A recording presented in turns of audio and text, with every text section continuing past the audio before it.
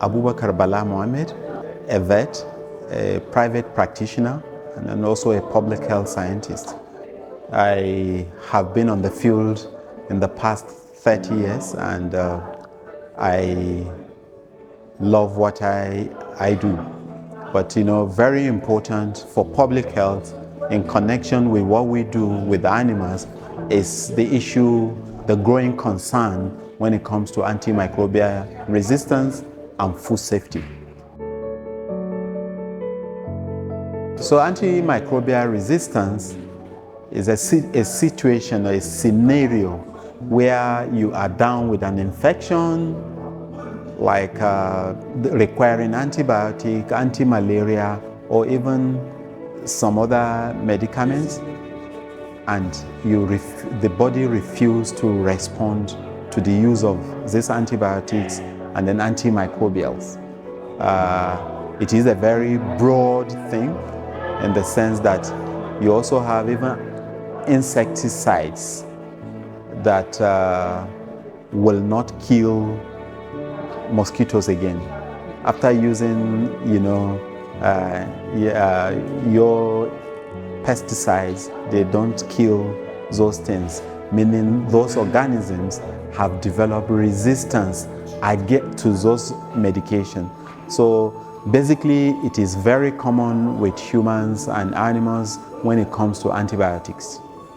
Antibiotics, you have a lot of people now, and including clinical cases that we come in contact with in some of the projects that we've run for the country and we're still running, where you have even less than a week old child, infant, down with pneumonia but not responding to all manners of antibiotics. So this is a growing concern and we must take it very serious, because imagine a world where you go to the hospital, they know what is wrong with you, the drugs are there on the shelf, and using all the drugs, an individual is not responding and could also cause death.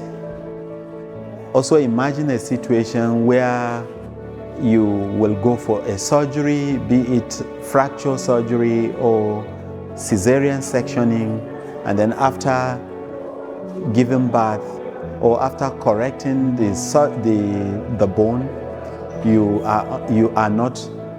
the wounds are not healing. The cuts are just there months after and they are not healing. This is a thing of concern, and we actually want a situation where the individuals, the people who will love to make a difference from production to our table take into consideration that they will have to reduce the use of antibiotics, reduce the use of antimicrobial, and then opt for some other cheaper and more effective means of controlling diseases in what we eat. And the other alternatives are growing chicken with less antibiotics, but also observing biosecurity, observing all vaccination, trying to stop all those drivers of excessive use of antibiotics. And this is where the world is going to, and this is our campaign and our message, that what you eat is what you become. If you are sick and you think antibiotics or some drugs are the way, I'm sorry, that might just be too strong. You need to think of other things like hand wash, like in the animals that we treat, you use zero or little antibiotics in making sure that we contain this growing concern of antibiotic resistance organisms. So the basic thing, they say prevention is better than cure. For both those who live with animals, either for the reasons that we consume them or we stay with them as companions or use them for sport, or they are just there in a zoo for tourism. It is important that we understand that this is one concern that affects everyone. The environment is a stakeholder, but also the human health practitioners are stakeholders. Animal health practitioners are stakeholders. Those in environmental science and management are stakeholders. But we have also gotten a lot of other people in the gamut, including consumers of these animals and those living with them as companions. They are all stakeholders.